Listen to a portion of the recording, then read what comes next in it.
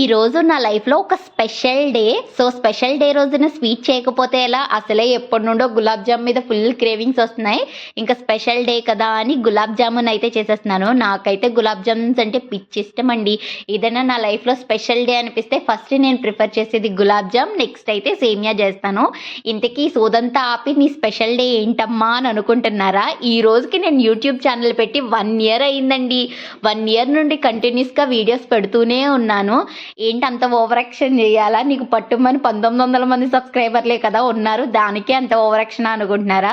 నా లైఫ్లో సక్సెస్ అనేది ఎప్పుడూ ఈజీగా రాలేదండి. హార్డ్ వర్క్ అండ్ ట్రై చేస్తూ ఉంటేనే సక్సెస్ అయ్యింది. నా జాబు, నా కెరియర్ అంతా కూడా అంతే. సో యూట్యూబ్ కూడా నేను వెంటనే సక్సెస్ వస్తుందని అస్సలు ఎక్స్పెక్ట్ చేయలేదు.